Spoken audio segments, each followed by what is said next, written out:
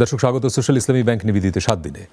সংবাদ মাধ্যমে স্বাধীনতার সূচককে আবারও পেছালো বাংলাদেশ, এরকম একটি খবর আমরা দেখলাম গত 3রা মে, বিশ্ব মুক্ত গণমাধ্যম দিবস। এবং প্রতি বছরই 3রা মে এই রকমের একটি সংবাদ আমরা দেখি যে রিপোর্টার্স উইদাউট বর্ডার্স কি আন্তর্জাতিক সংস্থা, তারা প্রতি বছরই সারা বিশ্বের গণমাধ্যমের এই যে পরিস্থিতি সেটির উপর একটি প্রতিবেদন প্রকাশ করে এবং বরাবরই বাংলাদেশ সেই তালিকার বেশ পেছনে থাকে এবং এবারও তার ব্যতিক্রম নয়।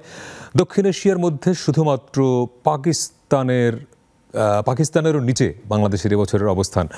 এখন প্রশ্ন হলো যে বাংলাদেশ নানা সূচকে এগিয়ে যাচ্ছে, অর্থনৈতিক এই যে উন্নয়ন, বৈশ্বিক নানা সংকটের ভেতরে বাংলাদেশে এগিয়ে যাওয়া, তার মধ্যে গণমাধ্যমের সূচকে কেন এত পেছনে থাকে? সংকটটা কোথায়? আর যেসব দেশ বৈশ্বিক এই গণমাধ্যমের স্বাধীনতার সূচকে উপরের দিকে থাকে, তারা কেন এই অর্জনটা করতে পারে? অর্থাৎ এখানে শর্তগুলো কি কি?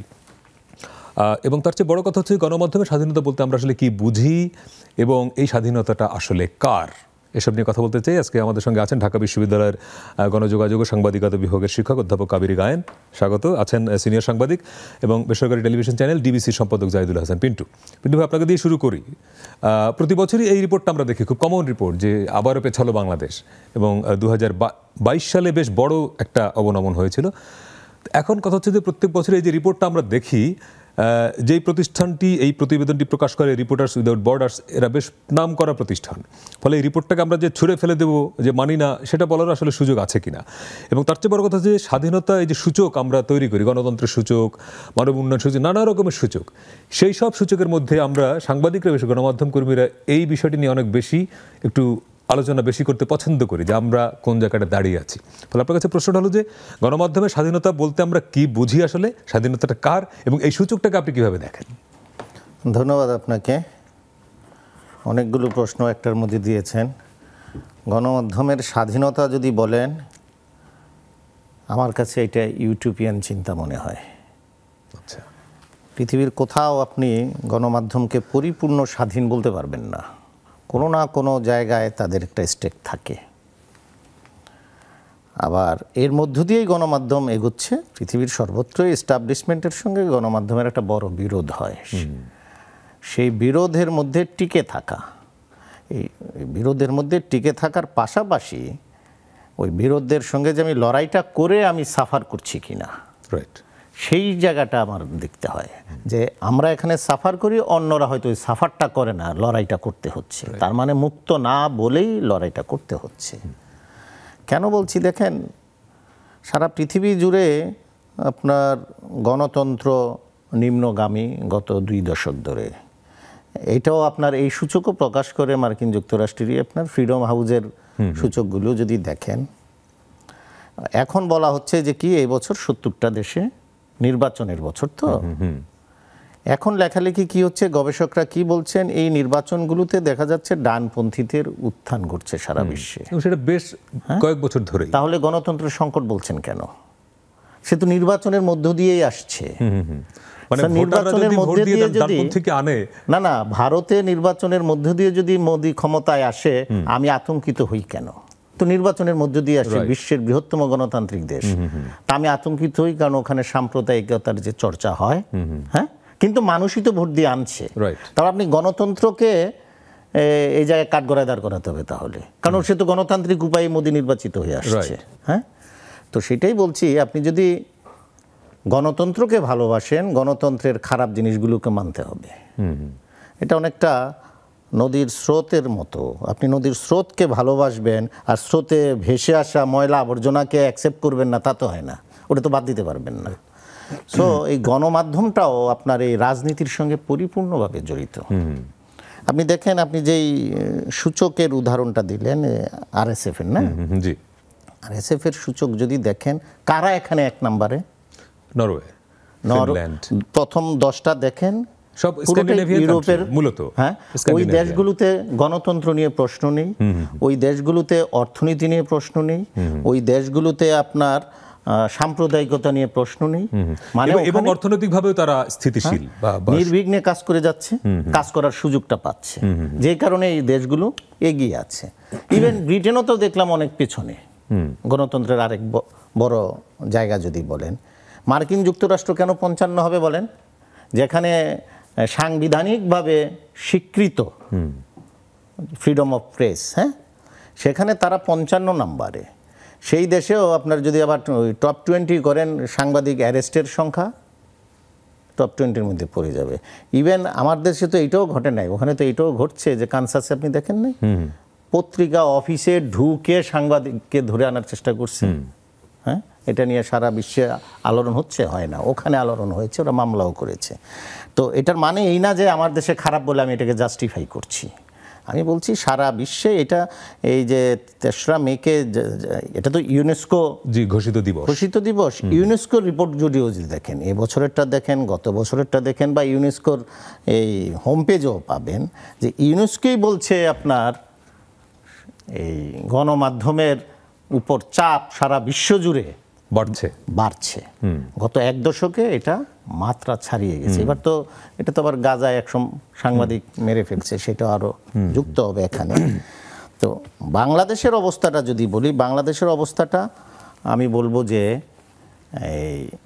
এখানেও সংবাদপত্র স্বাধীন ছিল না, কখনোই ছিল না। হ্যাঁ, চেষ্টা করেছে।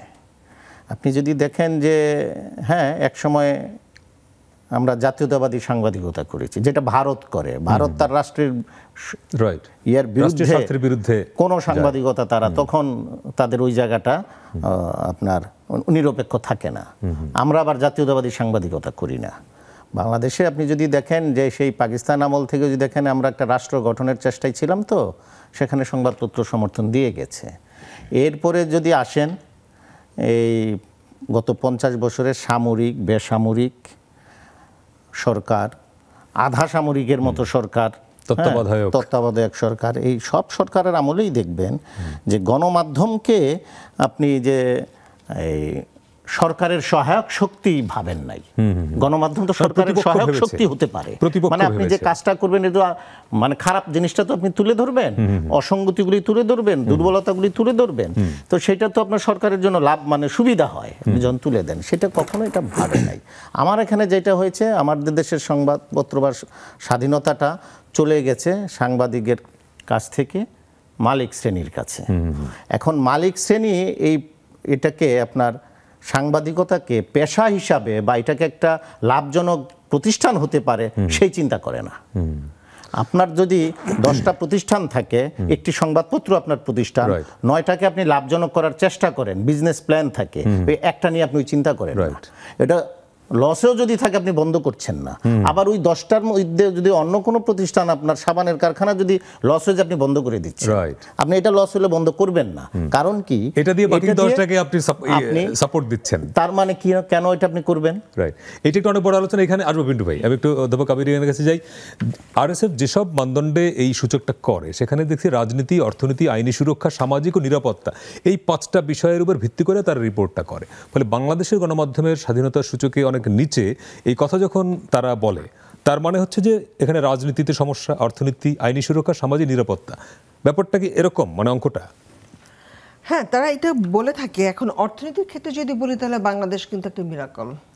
হ্যাঁ, তার প্রবৃদ্ধির যে জায়গাটা, সেই জায়গাটা সারা পৃথিবীই মনে করে, এবং আমি খুব ভালো ভালো ইকোনমিস্টদের সাথে আমার কথা হয়েছে ওয়েস্টে, তারা বলেন যে এটা তোমার দেশে কন্টিনিউয়াসলি এই প্রবৃদ্ধিটা কিভাবে হচ্ছে। তার পাশাপাশি যখন আসে, আমার মনে হয় এই অর্থনৈতিক প্রবৃদ্ধিটুকুই যতটুকু টিকিয়ে রাখা, সেটুকু টিকিয়ে রাখে এই যে ইন্ডেক্সের ক্ষেত্রে। বাকি আর যে সমস্ত জায়গাগুলো আছে, আপনি যদি রাজনীতির কথা বলেন, আমার দেশের রাজনীতির আসলে কোথায়,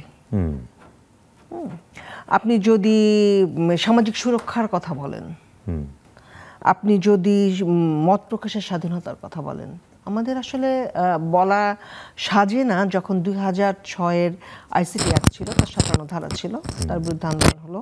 তারপর 2008 সালে 2018-তে ডিজিটাল নিরাপত্তা আইন হলো, মাঝখানে আইসিটি অ্যাক্ট সংশোধন করা আরো কঠিন, 2013 আরো কঠিন হলো, এবং এখন সাইবার সিকিউরিটি, হ্যাঁ, তারপরে এখন সাইবার সিকিউরিটি অ্যাক্ট, এবং এই সমস্ত জায়গায় যদি আপনি দেখেন, তাহলে দেখবেন যে মানুষের মৌলিক যে অধিকারগুলো, আমরা কিন্তু মনে করছি যে 2006, 2013, 2018, 2023 এগুলোকে আমরা স্ট্যান্ডার্ড হিসেবে দেখছি। কিন্তু আমি যদি একেবারে গোড়াতে ফিরে যাই, তাহলে কিন্তু আমি দেখি যে আমাদের যে 1972-এর যে কনস্টিটিউশনটা হচ্ছে, সেই কনস্টিটিউশনের আর্টিকেল 39 তার পার্ট 3 ফান্ডামেন্টাল রাইট যেখানে বলা হচ্ছে প্রথম তার 1 নম্বর ধারায় বলা হচ্ছে যে গ্যারান্টিড সংবাদ মাধ্যমের স্বাধীনতা নিশ্চিত করা হলো। দ্বিতীয়টায় বলা হচ্ছে যে কোন কোন জায়গায় পারা যাবে না, ফরেন কান্ট্রির সাথে রাষ্ট্রের ভাবমূর্তি নষ্ট করা। ঠিক এই জিনিসটাকেই আমি দেখেছি সমস্ত আইনে জাস্ট কপি পেস্ট করে রাখা হয়েছে। কাজে যদি আমাদের গলতটাকে দেখতে হয় তাহলে আমাদের ওখানে দেখতে হবে। তারপরে দেখেন আপনি স্বাধীনতা তো অ্যাবসলিউট বলে কোনো বিষয় না, কোনো বিষয় না। 74 সালে আপনি দেখলেন, হ্যাঁ 75 সালে আপনি দেখেন যে নিউজ পেপার ডিক্লারেশন যে অ্যাক্ট, সেখানে মাত্র 4টা পত্রিকাকে রাখা হলো। এবং সবচেয়ে মজার ব্যাপার যে এই যে 4টা পত্রিকাকে রাখা হলো, এইরকমই একটা সিস্টেম কিন্তু পাকিস্তান আমলেও ছিল, ট্রাস্টের পত্রিকা, 2টা বাংলা 2টা ইংরেজি, সেই মডেলে এখানে ফলো করা হলো, 2টো বাংলা 2টো ইংরেজি। এখন সেই মডেলে নাই, না সেই মডেলে নাই। কিন্তু আপনি দেখেন তারপরে সামরিক শাসন হয়েছে, আমরা দেখছি জিয়াউর রহমান এবং সত্তারের সময় অ্যাডভাইজার থাকতেন। আমরা দেখেছি এরশাদের আমলে সাংবাদিকদের সাথে এবং সম্পাদকদের সাথে প্রত্যেক মাসে তারা মিটিং করতেন এবং মিটিং করে অ্যাডভাইস দিতেন, সেই অ্যাডভাইস অনুযায়ী কাজ করা হলো। এবং শুধু না, এরশাদের আমলে শুধুমাত্র নিয়ে নিউজ ছাপতে হতো, হ্যাঁ সেটাই বলছি, পারমিশন নিয়ে নিউজ ছাপা তো হতোই। তার চাইতেও বড় কথা, এরশাদের আমলে একেবারে সংবাদ শুধু সাপ্রেস করা হতো না। আরো পরে আপনি আসেন 111 এর সময় কি হয়েছে আমরা তো দেখেছি। আমি বলছি সেই জায়গা থেকে বাংলাদেশে তো অনেক উত্তরণ হয়েছে। না মিথ্যা সংবাদটা প্রকাশের জন্য চাপ দেওয়া হতো, কিন্তু সবচেয়ে মজার ব্যাপার কেউ কিন্তু 1974 সালের যে স্পেশাল পাওয়ারস অ্যাক্ট, এটা কিন্তু কেউ বন্ধ করেনি। নিপীড়নমূলক যে অ্যাক্টগুলো হচ্ছে, সব সরকার এটা সুবিধা নিয়েছে, সবাই সুবিধা নিয়েছে। এখন যে জায়গাটা এসে দাঁড়িয়েছে, যেটা পিন্টু অনেকটাই বলেছেন, রাজনীতির একটা বিষয় আছে। উনি বলছেন সারা বিশ্বেই রাজনীতির একটা সংকট চলছে, আমাদের দেশেও চলছে। আমাদের দেশে বিরোধী দলের রাজনীতি বলতে গেলে অনুপস্থিত। আপনি দেখেন প্রত্যেকবার নির্বাচনের বৈধতা নিয়ে একটা সংকট দেখা যায়, প্রশ্ন ওঠে। তারপর কেউ হ্যাপি না, এবং এত প্রবৃদ্ধি হওয়া সত্ত্বেও কেউ কিন্তু হ্যাপি না।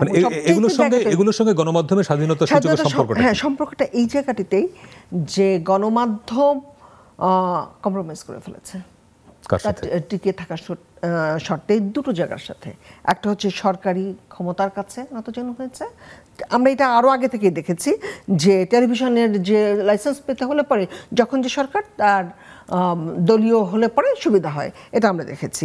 দ্বিতীয় যে আরেকটা, সেটা হচ্ছে যেটা আমরা বলি না, সরকারকে ধরাটা খুব সহজ, কিন্তু সবচেয়ে কঠিন জায়গাটা হচ্ছে যে কর্পোরেট পুঁজি এবং তার যে কনগ্লোমারেশন হচ্ছে সারা পৃথিবী জুড়ে, এবং তারা যেভাবে একটার পর একটা, আপনি দেখেন ভিলেজ ভয়েস নামে একটা পত্রিকা ছিল 70-এর দশকে, খুব গুরুত্বপূর্ণ এবং বামপন্থী একটি পত্রিকা এবং সাধারণ মানুষের ভয়েস ছিল। সেটাকে যখন রুপার্ট মার্ডক কিনে নিল, তখন কি দাঁড়ালো?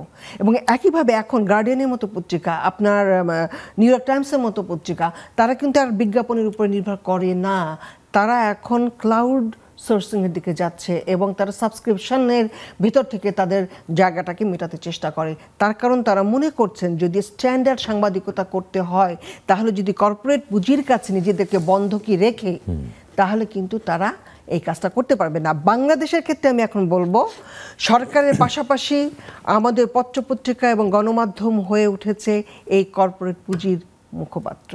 সংকটটা সেইখানেও বটে, এবং সেইখানে সংকটটা পিন্টু ভাই, আমি একটা বিরতিতে যাওয়ার প্রশ্নটা রেখে যাই। যখন কোনো একটা কর্পোরেট প্রতিষ্ঠান টেলিভিশন ও পত্রিকা করে, সে তো সেখানে তার ক্ষমতা বা তার ইন্টারেস্টটাকে দেখতে চাইবেই, ফলে সেখান থেকে আপনি মুক্ত করবেন বা কি করে? একটা বড় সংকট। একটা বিরতি নিয়ে আসি দর্শক। বাংলাদেশের গণমাধ্যমের স্বাধীনতার সুযোগ নিয়ে কথা বলছি, ফিরছি একটা ছোট্ট বিরতি নিয়ে, সঙ্গে থাকবেন।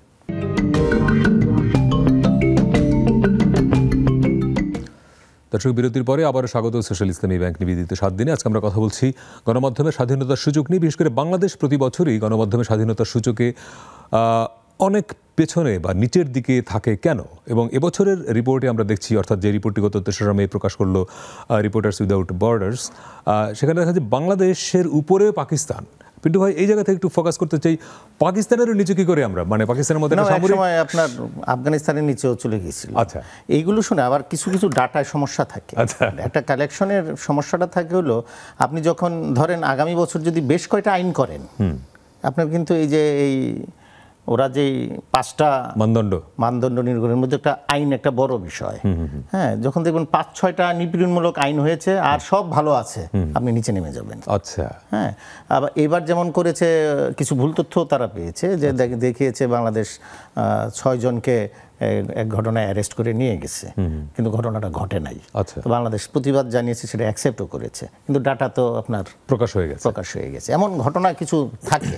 তার মানে এই না যে এখানে আপনার দুধের নহর বয়ে যাচ্ছে সাংবাদিকতায়। আমি এই ডেটাগুলো নিয়ে কথা বলতে চাই না, তার কারণ আমি আপনি কিভাবে আছি এটা তো আমি আপনি ভালো জানি। রাইট, হ্যাঁ, এটাই বড় প্রশ্ন, বাংলাদেশের গণমাধ্যম কেমন আছে এটার জন্য সুযোগ লাগে না। আমার কারো সার্টিফিকেট দরকার নেই। তো আমি যেটা বলতে চাচ্ছি, যেটা ওই প্রফেসর কাবির দিয়েও বলছিলেন, বা আমিও শুরুতে আসছিলাম, যেটা আপনি বললেন যে কর্পোরেট পুঁজি যদি আপনার সংবাদ মাধ্যমে, অধ্যাপক কাবিরগঞ্জ যেখানে ফোকাস করলে যে বাংলাদেশের গণমাধ্যম দুটি জায়গায় কম্প্রোমাইজ করেছে তার ভাষায়, একটি হচ্ছে সরকার বা রাষ্ট্রযন্ত্রের কাছে, আর একটি কর্পোরেট পুঁজির কাছে। এখন মূল প্রশ্ন হলো যে গণমাধ্যম প্রতিষ্ঠানের মালিক যদি কর্পোরেট প্রতিষ্ঠান হয়, সে তো সেখানে তার নিয়ন্ত্রণ প্রতিষ্ঠা করতে চাইবে। আপনার এই স্টেটমেন্টের সঙ্গে আমি একমত না। শুনে আচ্ছা, না, এইটাই আপনি তো সবাই এটা বলবে যে সে তো চাইবেই, চাইবে না। আচ্ছা, বাংলাদেশের সব কাগজকে এটা চেয়েছে। আপনি তো নাম বলতে পারেন যে আপনি, হ্যাঁ, আপনার প্রথম ডেইলি স্টার পত্রিকার বোর্ড মিটিংয়ের প্রথম সিদ্ধান্ত ছিল যে ওনার এখানে হস্তক্ষেপ করবে না, বোর্ড মিটিংয়ের রেজুলেশন। আপনি যান পাকিস্তানের ডন পত্রিকার প্রকাশ, আমার এখানে যে কি হয়, প্রকাশকের কাছে আপনি সম্পাদক গিয়ে বসে থাকি, হ্যাঁ, কারণ প্রকাশক মালিক, জি, বা আপনার মালিকের কাছে আমার মালিকের কাছে গিয়ে আমার বসে থাকতে হবে এটা ওইটা করার জন্য। আপনি যদি আইডিয়াল সিচুয়েশন চান, পাকিস্তানের ডন পত্রিকার প্রকাশক অ্যাপয়েন্টমেন্ট নিয়ে সম্পাদকের সঙ্গে দেখা করতে আসতেন, যে কারণ তাকে সেই সুযোগটা দিয়েছেন যে তুমি তোমার মতো স্বাধীনভাবে মডেলটা তৈরি করো, রান করো, ওখানে আমি হস্তক্ষেপটা করব না। তো এইটা আমরা তো, এই যে আমি বললাম না, ইউটোপিয়ান চিন্তা আমার না। আপনি যে শব্দটাই খুব গুরুত্বপূর্ণ, বিজনেস মডেল, মানে আমাদের দেশের গণমাধ্যমের বিজনেস মডেলটাই নাই। বিজনেসটা করতে চাচ্ছি কিনা, আচ্ছা, মানে সাংবাদিকতাকে যদি আমি বলি যে গুড বিজনেস, মানে good journalism is good business, এটা কেন? এটা তো সহজ একটা ফর্মুলা। আপনি ভালো সাংবাদিকতা করবেন, আপনার পত্রিকা বা টেলিভিশন বেশি মানুষ দেখবে বা বেশি মানুষ পড়বে, বেশি মানুষ পড়বে, বেশি মানুষ দেখলে বেশি আপনি অ্যাড পাবেন, বেশি অ্যাড আসলে বেশি রেভিনিউ হবে, আপনি লাভজনক হবেন। ভালো সাংবাদিকতা বলতে যা যা বুঝায়, হ্যাঁ, সেটা আপনি করতে পারছেন কিনা অধ্যাপক আমেরিকান? এই জায়গাটা থেকে আমি একটু কথা বলতে চাই। সেটা হচ্ছে, পিন্টু খুব ভালো করে বললেন যে আসলে ভালো সাংবাদিকতা, দেখেন সারা পৃথিবীতেই ভালো সাংবাদিকতা যেটা বোঝায়, আমরা ভালো সাংবাদিকতা কাকে বলবো, খুবই ভ্যালুয়েবল। মানে আমি এখানে একটু যোগ করি, শুধু সাংবাদিকতা না, সব টেলিভিশন বা সব পত্রিকা, মানে সব টেলিভিশন তো সংবাদ করে না, ভালো কন্টেন্ট আপনি যদি বলেন, ভালো সংবাদ, ভালো কন্টেন্ট। আচ্ছা, ঠিক আছে, ভালো কন্টেন্টের কথা বলি, কিন্তু সাংবাদিকতা বললে আমাকে সাংবাদিকতার কথাটাই মনে রাখতে হবে। কন্টেন্টটা তখনই এসেছে যখন আসলে গণমাধ্যমগুলো তার সাংবাদিকতার জায়গা ছেড়ে দিয়ে অন্যান্য বিষয়গুলোর উপর গুরুত্ব আরোপ করতে বাধ্য হয়েছে। এটা হচ্ছে সত্যি কথা। এবং আপনি যদি আমাদের বাংলাদেশের সাংবাদিকতার ইতিহাসটা দেখেন, আপনি তারাপদ পালের ভারতবর্ষের সংবাদপত্রের ইতিহাস দেখেন, কিংবা বাংলাদেশের সংবাদপত্রের ইতিহাসটা যদি আপনি ভালো করে একটু খেয়াল করেন, তাহলে আপনি দেখবেন যে 90s পরে এসে আমরা কিন্তু দেখলাম হচ্ছে কর্পোরেট পুঁজির বিকাশটা হলো, এবং আপনার সারা পৃথিবীতে সো কল যে নিউ লিবারাল ইকোনমি আসলো, সেই ইকোনমি হাত ধরে এই যে বিজ্ঞাপনের যে রমরমাটা, এখন যে জায়গাটায় সমস্যাটা হয়ে যাচ্ছে, যেটা আমি একটু বলতে চাই, পিন্টুর সাথে একটু অ্যাড করতে চাই, সেটা হচ্ছে আগে কি হতো, সংবাদপত্রগুলো রাজনৈতিক দলের খবর ছাপতো, ঠিক আছে, সিরাজউদ্দিন হোসেন বঙ্গবন্ধু শেখ মুজিবুর রহমানের হয়ে 6 দফার দাবিকে প্রথম পৃষ্ঠায় ছাপিয়ে দিলেন। হ্যাঁ, মানিক মিয়া রাতের শিফটে উনি বলেছিলেন ভিতরে একটা পৃষ্ঠার কথা, কিন্তু উনি বললেন, সিরাজউদ্দিন হোসেন বললেন যে না, প্রথম পৃষ্ঠায় যাওয়া হবে, এখন উনি ছাপিয়ে দিলেন। এই যে একটা সম্পর্ক, আজকে যিনি সম্পাদক তিনি মালিক, তিনি রাজনীতিবিদ, এই যে বিজনেস মডেলটা, এই বিজনেস মডেলের মধ্যে আর সাংবাদিকতা খুব কম আছে। যেটা আছে সেটা হচ্ছে বাণিজ্য, এবং বাণিজ্যও যদি ফল করে, এরা এখন আমার মনে হয় পত্রপত্রিকা 2-4টাকে বাদ দিলে আমাদের পত্রপত্রিকাগুলো এখন আর জনগণ কিনবেন পত্রিকা, সেই টাকা দিয়ে তারা চলবেন, এটা বোধহয় তারা নিজেরাও মনে করেন না। ভালো সাংবাদিকতা হলে মানুষ টাকা দিয়ে পড়তো, কিন্তু 2-1টি পত্রিকাকে বাদ দিলে মানুষ টাকা দিয়ে পড়বে। এমন পত্রিকা কিনলেও ওইটা সাস্টেইন করবে না যদি আপনি বিজ্ঞাপন না থাকে, কারণ একটা পত্রিকা ছাপতে যে খরচ হয়, বিক্রি করতে হয় তার চেয়ে অনেক কম দামে। এখানে আমার একটা অবজারভেশন আছে, আমরা যখন ছোটবেলায় সংবাদ পড়ে বড় হয়েছি, ইত্তেফাক পড়ে বড় হয়েছি, 8 পৃষ্ঠার পত্রিকায় যে কন্টেন্ট দেওয়া হতো, এখনকার দিনে 26, 28, 30 পৃষ্ঠার পত্রিকা সে কন্টেন্ট দেয়া নেই, এবং যেগুলোকে আমরা ভালো পত্রিকা বলছি তার প্রথম পৃষ্ঠা, দ্বিতীয় পৃষ্ঠা, তৃতীয় পৃষ্ঠা আপনি দেখবেন সমস্ত বিজ্ঞাপন দিয়ে বোঝা যাচ্ছে। তার মানে আমার অবশ্যই সাংবাদিকতার একটা সেল থাকবে, একটা টেল থাকবে, একটা বক্তব্য থাকবে, আর তার একটা সেল ভ্যালু থাকবে। কিন্তু এখন সেই সেল ভ্যালুটা আর গণমাধ্যম পাঠকের কাছ থেকে নিয়ে আসতে চাচ্ছে না, তারা এটাকে কর্পোরেট পুঁজির কাছ থেকে তারা নিতে চায়। ফলে সেই সমস্ত যতগুলো প্রতিষ্ঠানের কাছ থেকে তারা বড় বড় বিজ্ঞাপন নেয় তাদের কাছে মোটামুটি তারা বাধা। হ্যাঁ, মূল কম্প্রোমাইজটা কিন্তু এখানে বিজ্ঞাপনের কাছে হয়ে যাচ্ছে। এবং ওই যে কথাটা বললাম পিন্টুর সাথে যোগ করে, যে এখন মালিক, সম্পাদক, রাজনীতিবিদ সব হচ্ছে একটা বিজনেস মডেল। সেখানে সংবাদপত্র শাস্ত্রটি যে কারণে তৈরি হয়েছিল সেই জায়গাটা কম্প্রোমাইজ না। ওই জায়গা থেকে পিন্টু ভাই আপনি যে শব্দটি আপনি আবার কোট করে যে ভালো সাংবাদিকতা করবে, সেই ভালো সাংবাদিকতাটাই হচ্ছে কিনা সেই জায়গাটাই তো আটকে যাচ্ছি আমরা, কম্প্রোমাইজের প্রশ্ন সেখানেই আসছে। হ্যাঁ, তা আমি যে কারণে যে কথাটা বলছিলাম দিদি ভালো করে ব্যাখ্যা দিয়ে দিলেন, যে এখানেও আমি রাষ্ট্রের দায় দেখি। আচ্ছা, রাষ্ট্রের দায়টা এখানে আসে আপনার যে এই যে কর্পোরেট মালিকদের কথা বলছি, তো কেন তারা সারেন্ডার করছে? মানে আমি আপনি তো স্বাধীন নাই, এটা বলার কোনো সুযোগই নাই যে আমরা স্বাধীন যদি বলেন সম্পাদকের স্বাধীনতা বা মালিকের স্বাধীনতা। সম্পাদক মানে মালিক সম্পাদক, এটা গত পার্লামেন্টে, এই পার্লামেন্টের আগের পার্লামেন্টে তথ্যমন্ত্রী হিসাব দিয়েছিলেন 93% সম্পাদক নাকি নিজেই মালিক। রাষ্ট্রের দায়টা কোথায় দেখেন? তো সম্পাদক যে কেউ হতে পারবে, আপনি ডাক্তার যে কেউ হতে পারবে, অধ্যাপক যে কেউ হতে পারবে, একটা প্রসেসের মধ্যে দিয়ে তো আপনাকে যেতে হচ্ছে। আমার এখন একটা প্রসেস আছে, 15 বছরের অভিজ্ঞতা লাগবে, সেই অভিজ্ঞতার সার্টিফিকেটটা কিনতে পাওয়া যায়, তো কে দেয়? সরকারই দেয়। তার মানে সরকার ওখানে একটা আপোষ করেছে, লেনদেন হোক যেভাবেই হোক একটা ছাড় দিয়েছে। তো এখন এই যে এই সম্পাদক বা এই মালিকানারা রাষ্ট্রের কাছে ধরা কেন? রাষ্ট্রের বাকি প্রতিষ্ঠানগুলো যদি ঠিক মতো চলতো, এখন আপনি ধরেন চিপসের ব্যবসায়ী, আপনি চিপস বানান, এখন আপনার মনে হলো একটি সংবাদপত্র, আপনি কেন আপনার এটা মনে হচ্ছে যে আপনার একটি সংবাদপত্র দিতে হবে? কারণ ওটা আপনাকে সামাজিকভাবে ক্ষমতায়িত করছে। ওইটা ফিল করার সুযোগটা পাচ্ছে কেন? শুধু সেইটা না, সে যে ওই চিপসের ফ্যাক্টরি, তার যে চিপসের যে ট্যাক্স ফাঁকিটা দিচ্ছে, সেই ট্যাক্স ফাঁকিটা নিয়ে যেন কথা না বলে সে সরকারকে চাপে রাখার চেষ্টা করে। মানে সে অনিয়মের মধ্য দিয়ে, সরকারও যখন আবার দেখে যে সে ট্যাক্স ফাঁকি দিচ্ছে, অনিয়ম করছে, সে আমার গ্রিপের মধ্যে থাকবে।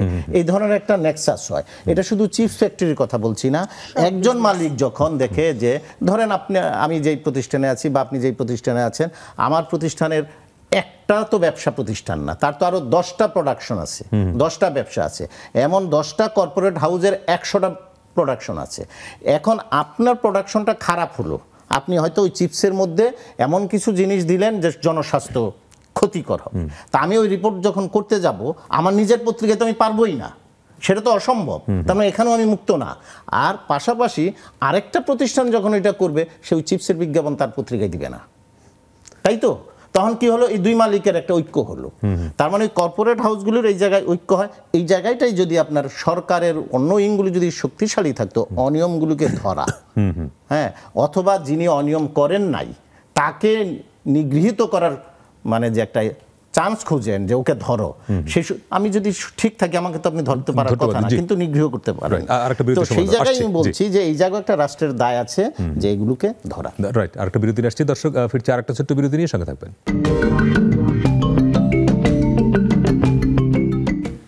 দর্শক, বিরতির পরে আবারও স্বাগত সোশ্যাল ইসলামী ব্যাংক নিবেদিত 7 দিনে। আজকে আমরা বাংলাদেশের গণমাধ্যমের স্বাধীনতার সূচক, অর্থাৎ যেটি প্রতি বছর 3রা মে রিপোর্টার্স উইদাউট বর্ডার্স প্রকাশ করে, এবং সেখানে আমরা দেখি যে অনেক নিচের দিকে থাকে বাংলাদেশের স্বাধীনতার সূচকে বাংলাদেশের অবস্থান।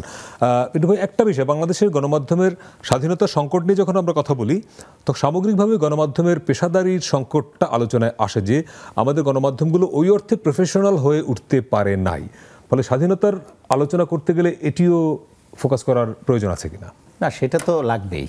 হ্যাঁ, আমি তো শুরুতে যেটা বলছিলাম, লড়াইটা জারি রাখতে হয়। ওই লড়াইয়ের মধ্য দিয়ে আমি কতটা আদায় করতে পারি, সেটা আমার দেশ হোক অন্যান্য দেশ হোক। আর বর্তমান বিশ্বে তো আপনার এখন দেখবেন একটা জিনিস ফিরত আসছে না, যে এখন সব স্ট্রং ম্যানরা রাষ্ট্র শাসন করছে। আপনি মোদির কথা বলেন, শি জিনপিং বলেন, অথবা এই যে বাইডেন বলেন, এরদোয়ান বলেন, এরা কিন্তু খুব শক্তিশালী হিসাবে আবির্ভূত হয়েছে। সারা বিশ্বে এখন তারা তাদের মতো করে রাষ্ট্র চালায়। হ্যাঁ, তো আমাদের দেশে এই কথা বলা যাবে, কেউ যদি বলতে চায়। হ্যাঁ, শক্তি বেড়েছে। আমি যেটা বলতে চাচ্ছি, এই শক্তির মধ্য দিয়ে আপনি স্বাধীন সাংবাদিকতা যদি করতে চান, আপনি যে লড়াইটা করবেন, আপনার সঙ্গে আরও আশেপাশের সিভিল সোসাইটি থেকে আরম্ভ করে অন্যান্য উইংগুলোকেও থাকতে হবে। এখন আপনার সঙ্গে কেউ থাকবে না। ওই থাকার চিন্তাটা অনেকে করবে না, মনে মনে চিন্তা করবে, প্রকাশ করবে না। সেটা কিন্তু একটা ভয়ের জায়গা আছে। এখন লড়াইটা আমি যদি একা করি, পেশাদারিত্ব, আমি সাংবাদিকরা যদি আমরা লড়াইটা করতে যাই, আমিও করব না। কেন করব না? আমাদের মধ্যে আবার এই ডিভিশনটা রাজনৈতিক এমন হয়েছে যে সবকিছুতেই আমরা রাজনীতিকে টেনে আনি। এটা শুধু সাংবাদিকতা না, আপনি দেখবেন গণমাধ্যমের মূল কাজ যদি এক নম্বর একটা কাজ যদি বলি যে গণমাধ্যম ক্ষমতাকে প্রশ্ন করবে। এখন আপনি যদি ক্ষমতাকে প্রশ্ন করেন, তাহলে আপনাকে আবার আলাদা করে দেওয়া হচ্ছে যে আপনি হচ্ছেন ক্ষমতার বিরোধী লোক। তাহলে আপনি প্রশ্নটা করবেন কি করে? শুনেন, ক্ষমতা সবসময় আপনাকে শাসকরা সরাসরি আপনার উপর কিছু করবে না। আমাদের এখানে সরাসরি কিন্তু আমাকে আপনাকে পরোক্ষভাবে তো করে। ওই যে মালিককে ধরবে, তো মালিকের ওই লুফুলস তো আছে। মালিক গোষ্ঠীর কোনো না কোনো সুবিধা নিয়েছে, বৈধ অবৈধ ব্যবসার, আবার সুবিধা হয়তো চাচ্ছে, কেউ কেউ কাছে যেতে চাচ্ছে। রাইট, এই কারণেই তো সে ছাড়টা দিচ্ছে। এখন পেশাদারিত্বের কথা যদি বলেন, তো আমার পেশাদারিত্বটা তো আমাকে অর্জন করতে হবে। তো আমি কে? আমরা যে সাংবাদিকরা, আমাদের যে ধরেন আমাদের যারা নেতা বলেন, ইউনিয়ন বলেন, ক্লাব বলেন, আমরা যাদের, হ্যাঁ, তারাও আপনার ওই যে ওই চিন্তা করে রাষ্ট্র ক্ষমতায় কে ওই চিন্তা করে ডিসিশনগুলো নেয়। এখানে একটা মানে শুনতে কারো, আমি জানি না, এটা এতটাই সহনীয় হয়ে গেছে যে আওয়ামীপন্থী ইউনিয়ন, বিএনপি পন্থী ইউনিয়ন, আওয়ামীপন্থী প্যানেল, বিএনপি পন্থী প্যানেল। হ্যাঁ, এটা কি শুধু সাংবাদিকতায়? কাবিরদিদের মাস্টারিতে, শিক্ষকতায়, ডাক্তারিতে, চিকিৎসা, এইটাও কিন্তু গণতান্ত্রিক সরকারের সৃষ্ট। এইটা এরশাদের আমলে ছিল না। এরশাদের আমলে সবাই ঐক্যবদ্ধভাবে লড়াইটা করেছে। এই 93 সালে এসে সাংবাদিক ইউনিয়ন ভেঙেছে, দুই পন্থী, ড্যাব, চিকিৎসক স্বাধীনতা চিকিৎসক পরিষদ, এই সব কিন্তু এই গণতান্ত্রিক আমলেই শুরু হয়েছে। তো আমি যেটা বলতে চাচ্ছি যে পেশাদারিত্বটা যদি করতে হয়, আমার ওই রকম আমার ঐক্যটা লাগবে। সেই ঐক্যটা আমি অদূর ভবিষ্যতে দেখছি না। পেশাদারিত্ব যদি করতে হয়, আমার মালিককে ট্রেনিং দিতে হবে। ট্রেনিংটা শুধু আমাকে দিবেন, সাংবাদিকতা কিভাবে প্রশিক্ষণ নিয়ে একজন প্রশিক্ষিত সাংবাদিক হবে, আমার ওনারকেও ট্রেনিংটা দিতে হবে যে কিভাবে একটি প্রতিষ্ঠান চালাতে হয়, ভালো করে চালাতে হয়। অন্য প্রতিষ্ঠান আপনি চালাতে পারছেন ভালো, শুধুমাত্র আপনি সংবাদপত্রটা ঠিকমতো বেতন দিচ্ছেন না। এই যে আমার যে সূচক পিছিয়ে যাচ্ছে অর্থনৈতিক, এই যে দিদি বললেন অর্থনৈতিক যেটা মিরাকল, সারা বিশ্বে বাংলাদেশকে মিরাকল বলে, অর্থনৈতিক অবস্থা। তো আমার এখানে 5-6টা সংবাদপত্র ছাড়া আর কেউ ওয়েজ বোর্ড অনুযায়ী বেতন দেয় না কেন? এই যে আমি বললাম রাষ্ট্রের দায়, রাষ্ট্রের দায়টা ওখানে, একটা লাইন বলি আপনাকে, রাষ্ট্রের দায়টা ওখানে যে আমি একটি সংবাদপত্রের লাইসেন্স নিলাম, সেই লাইসেন্সটা নেওয়ার পর পত্রিকা চালাচ্ছি, আইন অনুযায়ী আমার বেতন দেওয়ার কথা। আমি যখন আইন অনুযায়ী বেতন দিচ্ছি না, সেই আমি আবার আরেকটি টেলিভিশনের লাইসেন্স পাই কি করে? আমি তো প্রথমেই ফেল করেছি। এবং আপনার ডিএফপি থেকে যে সংবাদপত্রের যে লিস্ট দেয়া হয়, না ওটা সাংবাদিক এবং সরকারের লোকজন স্রেফ চোর। শুনতে খারাপ লাগতে পারে, সাংবাদিকরাও এটার সঙ্গে যুক্ত, তো চুরির সঙ্গে। হ্যাঁ, ঘোষণা দিয়ে একটা মিথ্যা বছরের পর বছর ধরে। এখানে আমি খুব আমি পিন্টুরা আরো একটু আগে যেতে চাই যে পেশাদারী সাংবাদিকতা। আমাদের দেশের সাংবাদিকতাটা দুটো জায়গায় আটকে গেছে। একটা হচ্ছে লেজি সাংবাদিকতা, আর একটা হচ্ছে গরিব সাংবাদিকতা। আমি একটু ব্যাখ্যা করতে চাই। আমার ছেলেমেয়েরা আমি দেখি যে যারা পড়তে আসে, ফার্স্ট ইয়ার সেকেন্ড ইয়ারে উঠতে না উঠতেই তারা চলে যায় দেশের বাইরে, না কোনো না কোনো সংবাদপত্র প্রতিষ্ঠানে। পিন্টুরা যখন ছিল ক্যাম্পাস রিপোর্ট করতো, আমার মনে আছে ওরা ওই ক্যাম্পাসে ঘুরে ঘুরে রিপোর্ট করতো। কিন্তু এখন এরা পত্রপত্রিকা অফিসে চলে যাচ্ছে এবং বিশেষ করে টেলিভিশন চ্যানেলগুলোতে চলে যাচ্ছে। ওখানে ওরা 8-9-10 হাজার টাকা দিয়েও শুরু করে। ফলে ওরা একজন স্টুডেন্ট হিসেবে ওরা কিন্তু ক্লাস থেকে বের হয়ে গিয়ে ওখানে গিয়ে ওদের সুবিধা হচ্ছে ওরা টাকা পাচ্ছে। আর মানে সংবাদপত্র প্রতিষ্ঠানের সুবিধা যে তারা কম বেতনে কিছু ছেলে মেয়েদেরকে পাচ্ছে। এই ছেলে মেয়েগুলো যখন ভালো করতে করতে একটা পর্যায়ে যায়, আমার মনে হয় পিন্টুদের ব্যাচটাই বোধ হয় লাস্ট ব্যাচ হবে যারা একটা বয়স পর্যন্ত ভালোভাবে সাংবাদিকতা করতে পেরেছে। বা একটা জায়গায় পৌঁছাতে পেরেছে। এই ছেলেমেয়েরা দেখা যায় যে ফ্রাস্ট্রেটেড হয়ে যাচ্ছে এবং তারা ভিন্ন ভিন্ন জায়গায় চলে যাচ্ছে, এবং অনেকজন ইনভেস্টিগেটিভ জার্নালিস্ট তারা চলে গেছে। তার কারণ ইনভেস্টিগেটিভ জার্নালিজমটা আমি এইখানটাকে আমি বলবো লেজি সাংবাদিকতা। এবং ওই যে ছেলেমেয়েরা ক্লাসরুম থেকে বের হয়ে চলে গেল চাকরি করতে, এখানে খুব স্বাভাবিক ছিল যে সংবাদপত্র প্রতিষ্ঠানগুলো যাদেরকে চাকরি দিচ্ছে তাদেরকে ট্রেনিং দিয়ে তাদেরকে দক্ষ করে গড়ে তুলবে। সেই ট্রেনিংটাও কিন্তু তাদেরকে দেওয়া হচ্ছে না। যারা খুব জেদি, যারা নিজেদের একটু চেষ্টা চরিত্র করে তারা টিকে থাকছে, বাদ বাকিরা কয়েক বছর পরে সেই জায়গা ছেড়ে চলে যাচ্ছে। আপনি দেখবেন আপনার বুম গ্রামে কয় জায়গায় যায় বলেন তো? ঢাকা শহরের বাইরে কয় জায়গায় যায় আপনার বুম? বাংলাদেশের টেলিভিশন জার্নালিজম লেজি জার্নালিজমে আক্রান্ত, এই কথাটা আমি খুব জোরের সাথে বলতে চাই। আর পুর জার্নালিজম এই কারণে বলছি, ভালো সাংবাদিকতার জন্য আপনার রিসার্চ দরকার। আপনি দেখেন বিবিসির যে কোনো একটা ভালো রিপোর্টের পিছনে তার যে রিসার্চ টিম থাকে, বাংলাদেশের কয়টা টেলিভিশন চ্যানেলে কিংবা সংবাদপত্র অফিসে আপনার রিসার্চ উইং আছে? নেই। কারণ আপনার মার্কেট ছোট, আপনার আউটলেটের সংখ্যা দেখেন প্রত্যেক দিনে কি আরও বাড়ছে। সারা পৃথিবীতে যখন নাকি আপনার প্রিন্ট জার্নালিজম বন্ধ হয়ে আসছে, তখন আমরা দেখতে পাচ্ছি যে এখানে নিত্য নতুন পত্রিকা খুঁজছে। তা নিবে কোথা থেকে? টাকাটা আসবে কোথা থেকে? আবার টেলিকম কোম্পানি একটা বড় অংশের বিজ্ঞাপন চলে যাচ্ছে আপনার সোশ্যাল মিডিয়াতে, ওয়াজ এই যে জাতীয় যে জিনিসগুলো আছে সেখানে চলে যাচ্ছে।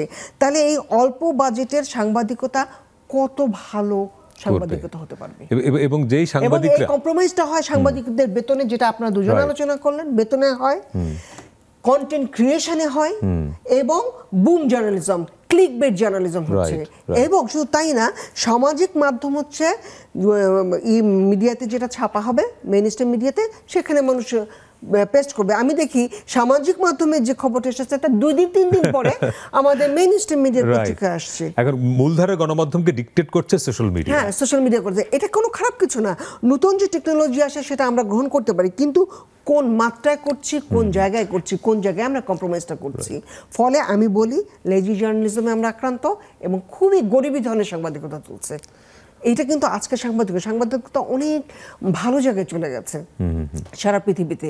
সেই জায়গাটা আমরা তাল মিলিয়ে চলতে পারি না, কারণ আমাদের যেটা বারবার বলা হয় যে আমাদের বাজেট কম, বাজেট নাই, সোজা এবং বাজেট কম, বিজ্ঞাপন আপনি যেটা বলেন চলে যাচ্ছে সোশ্যাল মিডিয়ায় বা বিভিন্ন জায়গায়। 10,000 টাকা দিয়ে বেতন দিয়ে 16,000 টাকা বেতন দিয়ে আপনি কত ভালো জার্নালিজম আশা করতে পারবেন? কতখানি ডেডিকেশন আপনি আশা করতে পারবেন? আবার ধরেন বিরাট অংশের পত্রিকায় বছরের পর বছর, মাসের পর মাস বেতনও তো হয় না। ফলে এরকম একটা টিম নিয়ে আপনি স্বাধীন সাংবাদিকতার কথা বলবেন, প্রতিষ্ঠানটাকে আপনার বাঁচায় রাখতে হবে কেন? Right, exactly. এইখানেই সরকারের নিয়মের ব্যাপার আসে এবং তার পর্যবেক্ষণের ব্যাপার আসার কথা। আমি কোনো কোয়েসিভ কোনো কিছু চাপিয়ে থাকো এটা আমি চাই না। আমি স্ক্যান্ডিনেভিয়ান কান্ট্রি কি করতে চাই, ওরা যেমন করে, ওদের একটা পর্যবেক্ষণ থাকে এবং তারা ওই প্রতিষ্ঠানগুলোকে বলে যে তোমার এই জিনিসগুলোকে কিন্তু তুমি করছো, মানে মনিটরিংটা নাই, মনিটরিংটা একদমই নাই। এবং শুধু তাই না, আদৌ সাংবাদিকরা বেতন পান কিনা, তাদের যে একটা রিপোর্ট হচ্ছে, কেন ক্লিকবেট জার্নালিজম হবে না? কারণ পত্রিকা অফিস তাকে শুধু একটা বুম দিয়ে পাঠিয়ে দেয়, আর তো কিছু দেয় না তাকে। আমি অনেক টেলিভিশন এসে দেখেছি গাড়িও নাই, করে কি ওই যে রিক্সায় করে দেখতে পাই আমাদের ছোট ছোট বাচ্চা ছেলেমেয়েরা যারা কাজ করে তাদেরকে রিক্সায় করে তারা ওইটা কোনো রকম বাঁচিয়ে নিয়ে আসে। তাহলে আপনার গবেষণা যদি না থাকে, আপনি যদি ইনভেস্টিগেটিভ রিপোর্ট না হয়, আপনি যদি গ্রামে না যান, আপনার ঢাকা শহরে কয়টা নিউজ আইটেম আছে, ঘুরে ফিরে তো ওই হবে। তখন আমরা কি দেখবো? মন্ত্রী কোথায় মন্ত্রী কোথায় ফিতা কাটলেন, কোথায় কি উদ্বোধন করলেন, এবং সাকিব খান পরিমণি।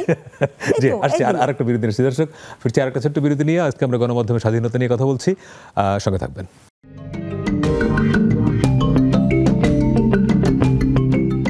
দর্শক, বিরতির পরে আবারও স্বাগত সোশ্যাল ইসলামী ব্যাংক নিবেদিত 7 দিন। আজকে আমরা গণমাধ্যমের স্বাধীনতার সুযোগ নিয়ে কথা বলছি। বিদ্যুৎ ভাই, একটা বিষয়, মানে আপনি শুরুতে যে জায়গায় ছিলেন যে রাষ্ট্র রাজনীতি এরা কখনোই ওই অর্থে গণমাধ্যম বান্ধব হয় না, বা তারা সবসময় চায় যে গণমাধ্যম তার অনুগত থাকুক, সে চাপে রাখুক, আবার গণমাধ্যমের দায়িত্ব হচ্ছে যে সে প্রশ্নটা করবে মানে ক্ষমতাকে। এই একটা ডায়ালেকটিক অবস্থা, সেখান থেকে আপনি বেরোবেন কি করে? না, সেই জায়গাটা তো আপনার বললাম যে মূল জায়গাটা আপনার ঠিক করতে হবে। যখন আপনার পরিবেশটা টোটালি একটা ডেমোক্রেটিক অ্যাটমসফিয়ার থাকবে, যদি রাষ্ট্রের অন্যান্য প্রতিষ্ঠানগুলো ঠিকমতো কাজ করে, তাহলে আপনার গণমাধ্যমও ঠিকমতো কাজ করে এগিয়ে যেতে পারবে। আবার উল্টো করে অনেকে বলে যে গণমাধ্যম ঠিক থাকলে সমস্ত রাষ্ট্র প্রতিষ্ঠান ঠিক হয়ে যাবে। আপনি এটা রাজনীতি ঠিক করার দায়িত্ব গণমাধ্যমের। এটা সবসময় মনে করে যে সাংবাদিকরা এটা করে ওইটা করে। রাজনীতি ঠিক করার দায়িত্ব তো গণমাধ্যমের না, রাজনীতি ঠিক করার দায়িত্ব রাজনীতিবিদদেরই। কিন্তু রাজনীতির সংকটটা তো গণমাধ্যমকে বলতে হবে। কিছু কিছু মানুষ এটা গণমাধ্যমের সঙ্গে যুক্ত ছিল, যারা ধরেন বুদ্ধিজীবী শ্রেণীর মানুষরা রাজনীতিবিদদের পথ দেখাতো। হ্যাঁ, তো এখন সিচুয়েশনটা কি? এখন বুদ্ধিজীবীরা রাজনীতিবিদদের পা ধরে বসে থাকে। বিষয়টা তো ওই জায়গায় পৌঁছে গেছে, এটা তো অস্বীকার করার উপায় নেই। বুদ্ধিজীবীদের মধ্যেও ডিভিশনটা আসছে। হ্যাঁ, এই পন্থী সেই পন্থী এসে গেছে। তো সেই জায়গায় আপনি এই যদি বলেন যে এই গণমাধ্যম ঠিক করে দিবে, রাজনীতি ভুল পথে চললে সেখানে ডিক্টেটটা করবে কি? গণমাধ্যম করবে না? না, গণমাধ্যম তো এখানে ডিভাইডেড। গণমাধ্যমও তো আপনার এখানে, আমরা সংকটটা গণমাধ্যমের নিজের না, গণমাধ্যম না, আবার রাজনীতিবিদরাও এখানে, রাজনীতিবিদরাও যদি ওখানে আপনার স্পেস দিত, সুযোগটা পাইতো, রাজনীতিবিদরা যদি বা যারা শাসক গোষ্ঠী থাকে তারা যদি মনে করতো যে না, যে ঠিক লিখেছে তার উপর কোনো ধরনের নির্যাতন করা যাবে না, মানে ডিজিটাল নিরাপত্তা আইন দরকার। সরকার তো সরাসরি আপনাকে এই করছে না। ওই যে আপনার বললাম না, আপনার মাথার মধ্যে আমি একটা পিস্তল ধরে রাখবো অথবা একটা তলোয়ার ঘাড়ের মধ্যে ধরে রাখবো আর বলবো যে ইচ্ছা মতো লেখো, আমি কিচ্ছু বলবো না। যতই বলি আপনি ইচ্ছা মতো লেখো, আমি কিছু বলবো না, তলোয়ারটা তো আপনার ঘাড়ের উপরে রয়ে যায়। ওই আইনগুলি তো সেটা ওই রকমের একটা ভয় তৈরি করে দেয়। আরেকটা বিষয় হলো আমাদের নিজেদের সমস্যা, যেটা আপনি বলছিলেন, হ্যাঁ, যে গণমাধ্যমের এখন ভালো ভালো হ্যান্ড আসে না তো। হ্যাঁ, যে কাবিরদি যেটা বললেন না, 5,000 10,000 টাকা দিয়ে আসে না, পেশাদারিত্ব নাই। এখন এই জায়গায় স্যালারি ঠিক মতো নাই, এই জায়গায় শান্তি বিনোদন ঠিক মতো নাই, চাকরির নিশ্চয়তা ঠিক মতো নাই। ভালো ভালো হাত এখানে আসবে কেন? প্রথমত এটা। দ্বিতীয়ত ভালোকে প্যাট্রোনাইজ করা, রাষ্ট্র বলেন প্রতিষ্ঠান বলেন ভালোকে কিন্তু প্যাট্রোনাইজ করে, সেই জায়গাটারও এখানে একটু অভাব আছে।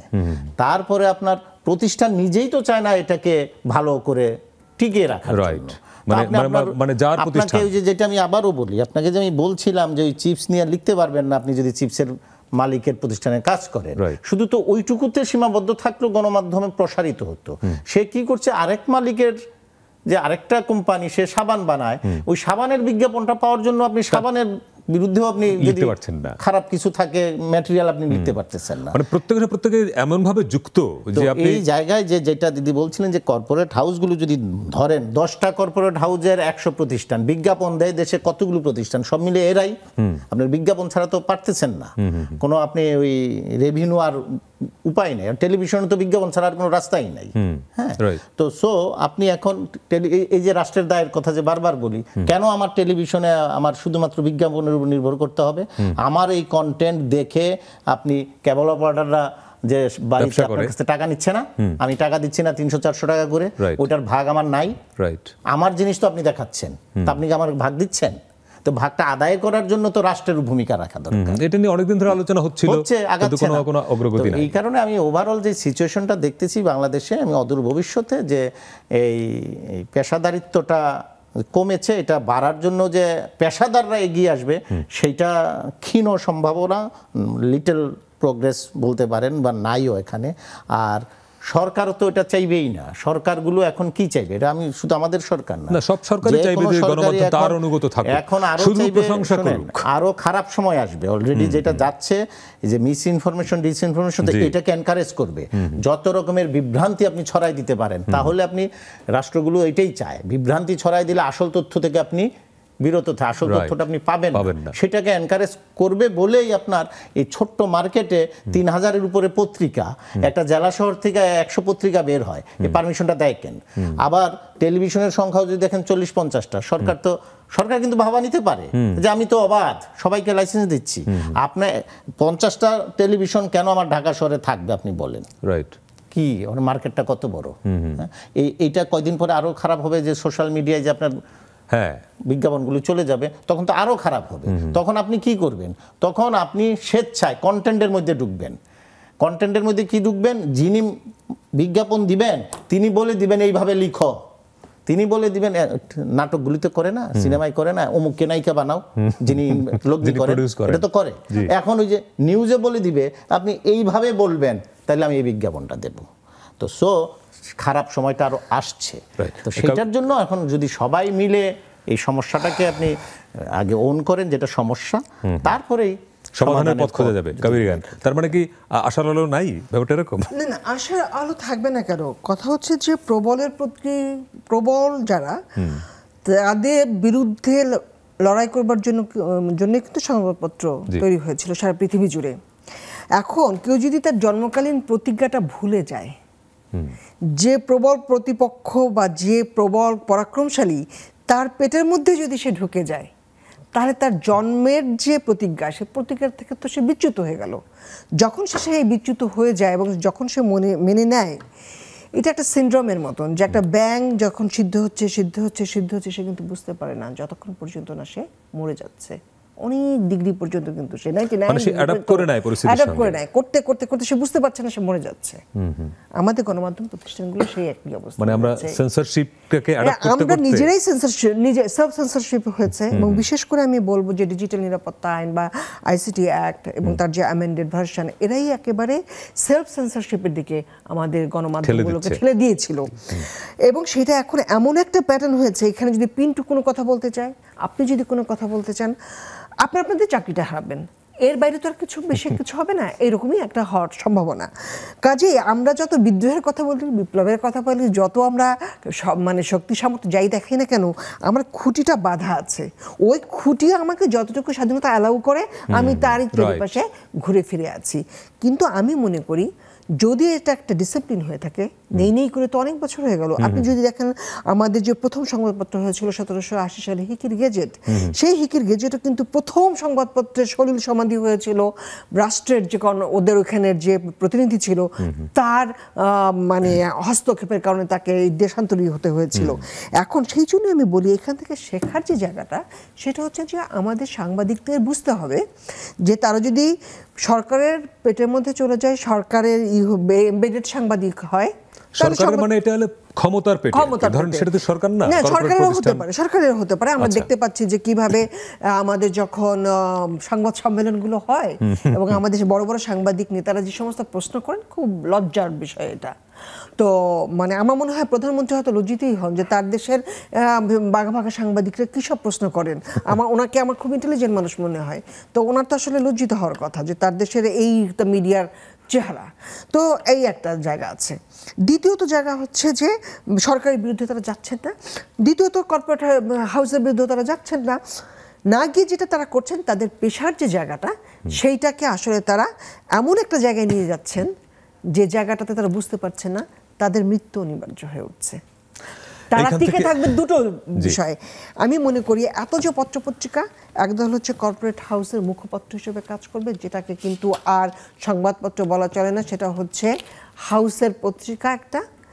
আর দ্বিতীয়ত আর একটা হচ্ছে এর ভিতর থেকেই যারা সৎ সাংবাদিক, পেশাজীবী সাংবাদিক, তারা আপনারা যদি একত্রিত হন, মনে করেন যে এই জায়গাটাতে লড়াই করতে হবে, কিছু কিছু জায়গায় স্ট্যান্ডার্ড জার্নালিজম, হ্যাঁ, মানসম্পন্ন জার্নালিজম, সেটা নিশ্চয়ই খুব কঠিন।